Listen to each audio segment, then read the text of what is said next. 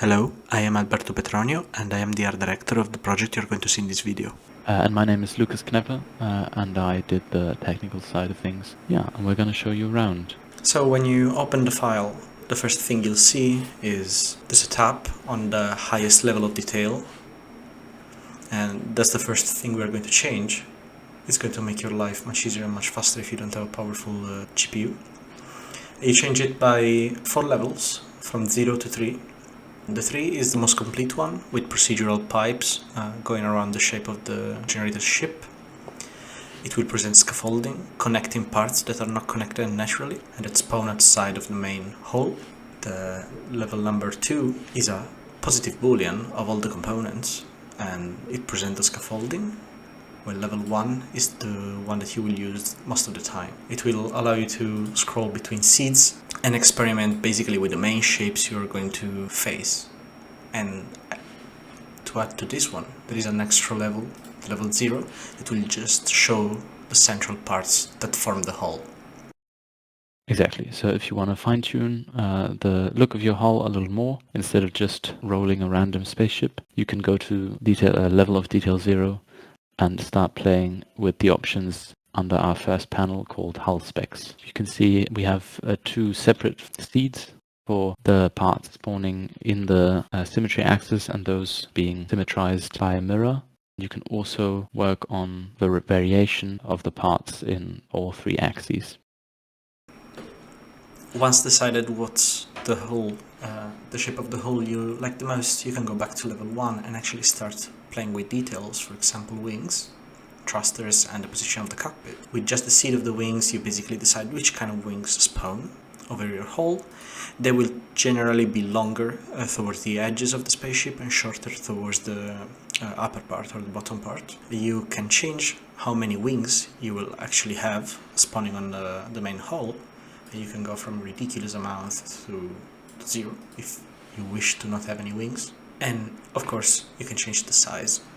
You can of course change the spawn position and the size of the cockpit. In this case I see no cockpit on the top of the ship, so it must be on the bottom. With the seed you can change its spawn. In this case it tends to stay on the bottom, but that depends by the shape of the hull. Just changing a couple of seeds on the general hull will probably change where it spawns and its size. But one of the features we are the most happy about is the scalable pattern for the thrusters that will keep its disposition when changing the scale.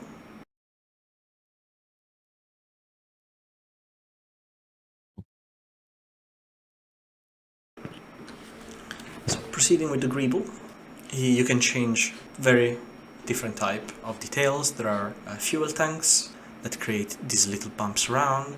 There are the amount of tanks, their seed, and their size. Yeah, that essentially goes for all of the different greeble. There's always a seed and an amount, and the types include sort of the fuel tanks, the turrets, the antennas, both on top and in the front, the little fins that sort of add a little more interest, similar to the wings, but a little smaller. And then also just a seed for a more generic greeble, which is the smaller parts, the little lights and vents sticking all over the hull.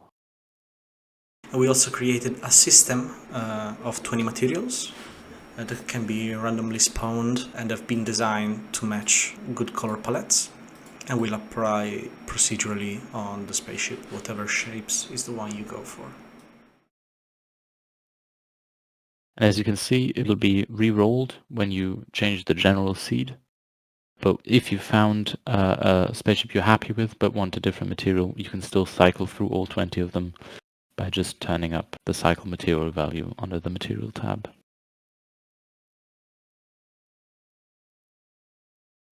Included in the file there is also basic plate textures, and it comes with the chevron texture. In the options for the material you can freely change and swap this texture for one that you decided to create on your own or for someone you find online. Turning the level of detail back up to 2 or 3, we can now see our last 2 systems kicking into effect, which is the scaffolding and the pipes.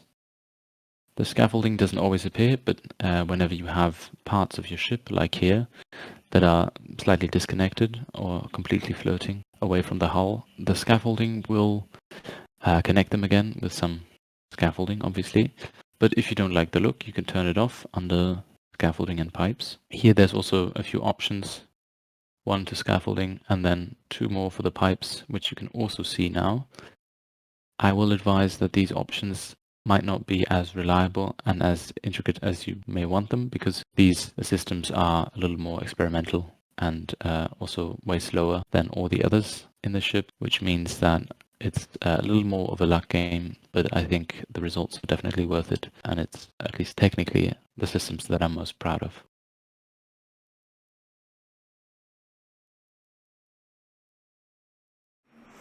So these are the main options, but there's more inside the tree itself, and Lucas will explain you what you can find here, and some particularly tricky magic. In the common case, you find the scale of the ship not corresponding to what was your idea.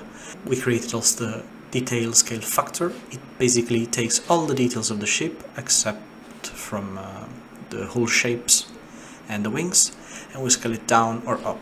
So in the case you want to let your ship look bigger or smaller without going directly into changing the scale of the geometry objects, which will create incredible problems. It will take a bit of time, but it will scale all the details together. And now that we've had a look at the exposed parameters of our spaceship generator, I wanted to say a few words about the internal structure, so that those of you who are not afraid of geometry nodes can maybe get even more out of this generator.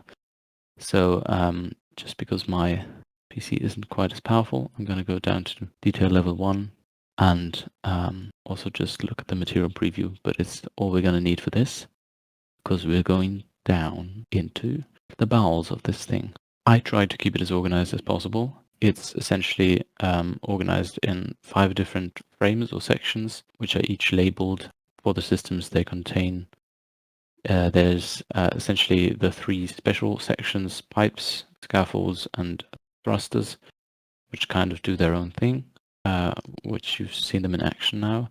And then the 2 that are probably most accessible is this first one, which is just the primary and secondary hull shapes, or the hull in general. It's essentially all you can see on detail level 0. And then the greeble, which is what appears at detail level 1. So this includes the wings and then all of the other greeble that you can work on in these 2 sections of the modifier here. Let's start with the hull shapes. Just briefly, there's this node group here, which has some exposed parameters itself, which you might want to play with, but which I did not expose to the modifier in general. And this one goes for essentially both of these 2 instances of it, which one of them controls all of the central parts, which is why the central seed feeds into it, and the other one does all the bilateral parts.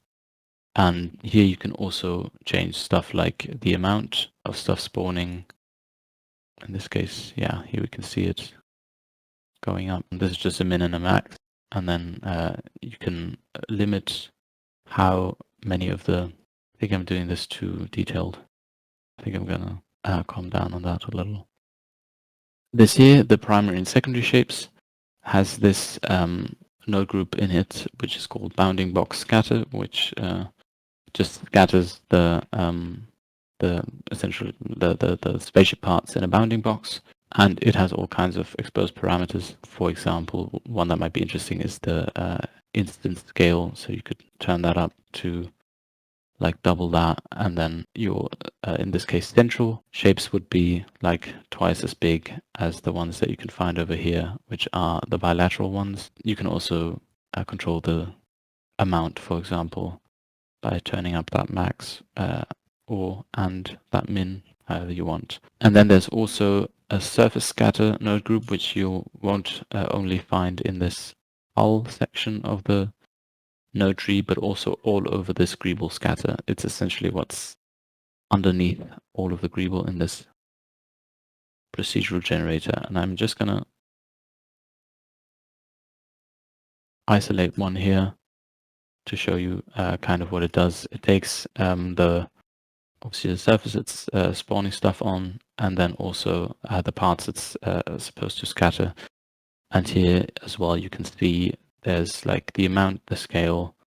You can change the seed, obviously, but those are mostly exposed to the outside of the modifier as well. But then there's stuff to restrict or to modify the spawning behavior, to modify how it's aligned to the surface, to the axis, whatever you want. And one thing that you can do once you've gained some sort of overview over this, hopefully very proper geometry node setup, is you can go in and find the places where there's references to collections or objects. Some of those collections have been exposed out here. You can find them under hull specs. There's the basic spaceship parts. That's 2 collections that will always come with this generator under this folder or this collection. It's the the central and bilateral parts over here. That's the central ones. That's the bilateral ones.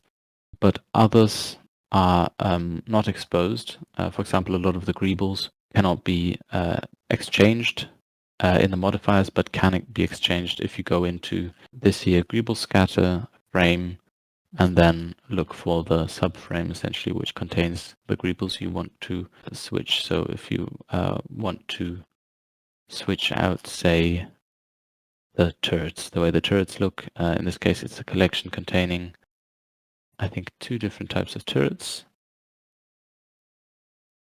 These 2 right here. Then you can go into the ship and either switch this to a new collection that contains the turrets you made, or just add the turrets that you would rather have spawn, the ones you made yourself. Just put them in this turret collection and it will be employed by our generator. So if you're not a social media ruining billionaire who can afford to build its own spaceships, you can use, hopefully successfully, this spaceship generator to make your dreams become a reality at a much lower budget. We hope this little overview helped you work with our generator. If you have any further questions, shoot us a message, and yeah, thank you for watching. Bye.